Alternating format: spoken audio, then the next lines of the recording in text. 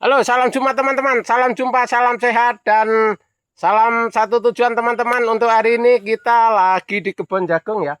Kebun jagung ini karena kita bikin videonya bukan di sana, karena di sana panas teman-teman. Kita menghindar dari panas. Kita cari posisi ini di bawah kebun pisang ya. Tapi walaupun agak surem-surem dikit, nggak masalah teman-teman ya.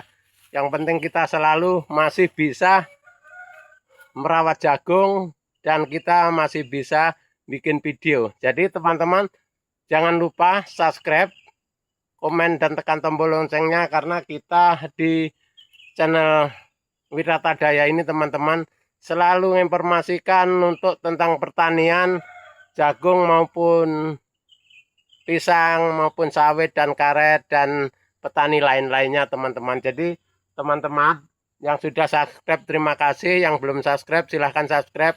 Mudah-mudahan teman-teman yang sudah subscribe rezekinya murah dan diberi kesehatan selalu, dan kita selalu sukses bersama dengan channel Wiratadaya karena setiap hari bisa mengikuti cara-cara pertanian kita. Walaupun ini menghadapi musim panas teman-teman ya, menghadapi musim panas itu kita harus waspada untuk penyimpanan air di kebun ya. Jangan sampai teman-teman itu nanti diabaikan masalah air yang dianggapnya remeh tapi penting ya. Pentingnya apa teman-teman? Kalau kita sudah menginjak musim panas ini teman-teman, kita harus menyimpan air di lahan itu. Seperti kayak ini lahan ini ya, kita bikin kolam di tengah ya teman-teman. Kolam terpal aja, nanti setelah itu kita isi dari sungai ya, dari sungai atau dari paret kayaknya, karena ini kalau menurut cuaca ini agak serius ya teman-teman, panasnya mungkin bisa 3-4 bulan ya panasnya untuk tahun depan ini. Jadi makanya teman-teman daripada kita untuk nyemprot susah, terutama kita nyemprot ini nyemprot hama teman-teman ya. Kalau jagung begini nih yang sering kita terjadi itu hama teman-teman. Hama ular ya, ular gerayak itu ya, ular gerayak yang di kembangnya ini teman-teman, di rambutnya itu kebanyakan ya. Jadi itulah yang mengurangi eh, penghasilan kita ya. Jadi ular gerayak terutama. Terus keduanya kita untuk membasmi rumput supaya bawah jagung ini bersih teman-teman ya. Kalau bawah jagung yang nggak bersih, kayak misalkan kayak ini aja ya, ini itu bisa pengaruh ke jagung teman-teman ya.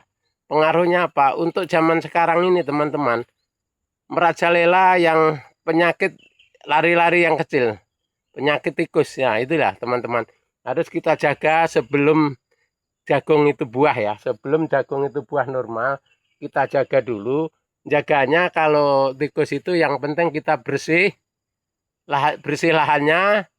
Terus kita minimal 1 hari itu ada bekasnya ke situ, dia tikus itu agak takut ya, karena dia pasti cium bau kita. Setiap sore kita datangi, misalkan kita kelilingi itu ya, supaya dia nggak masuk. Apalagi ini rawannya di pinggir kebun karet, kebun sawit teman-teman, itu tempat-tempat dia ya. Jadi kalau kita nggak waspada itu kita akan kecolongan.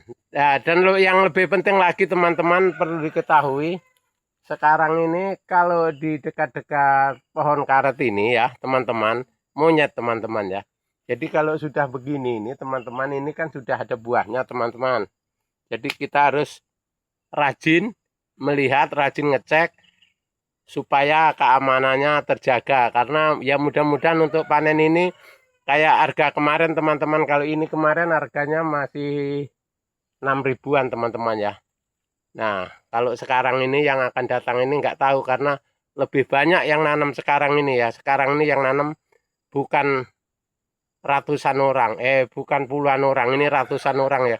Untuk sekelompok kerang dayu ini ya, kerang dayu ini lebih 200 orang yang nanam jagung teman-teman. Nah, termasuk jagung, termasuk cabai, terong, tomat, labu teman-teman, ada semua di sini ya. Jadi teman-teman tengkulak khususnya tenang-tenang aja, nanti waktunya panen pasti kalian dengar kabar ya. Cuman pertahankan teman-teman harga ya. Jangan sampai bikin petani kecewa pas nggak punya harganya mahal. Pas nanti panen dibikin harga murah, itu jangan teman-teman ya, kasihan. Petani ini luar biasa nguras keringat teman-teman ya. Nguras keringat terus sampai harga meleset sama angen-angen itu teman-teman ya. Contohnya kita nanam jagung ini. Nah, kemarin tempat Pak Tatang sempat 4.000.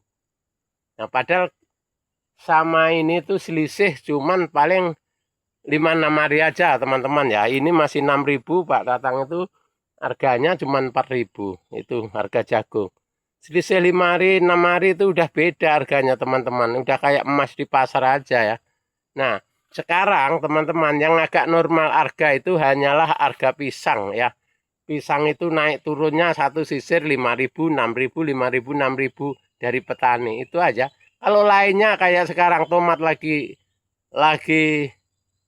ngamuk ini. Tomat harga di sini 15-20.000 teman-teman. Biasanya rata-rata 5.000, 7.000. Nah, sekarang ini lagi tenar-tenarnya sampai puluhan ribu teman-teman ya.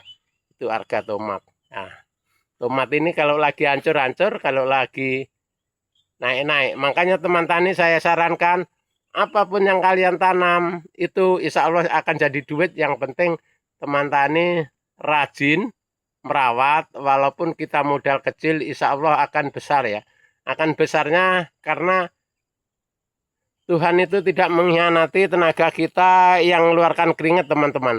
Pasti dikasih imbalan ya. Yang penting teman-teman jangan ragu bahwa tidak punya modal, ragu nunggu modal besar mau tani.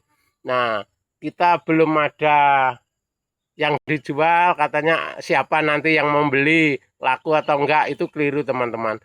Itu artinya belum perang, udah nyerah dulu.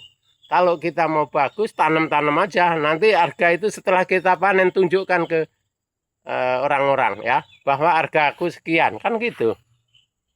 Nah, jangan teman-teman, orang panen walu harga 15.000, semua nanam labu ya, 15.000. Begitu panen tinggal 4.000, 5.000. Nah, itu salah kita sendiri teman-teman.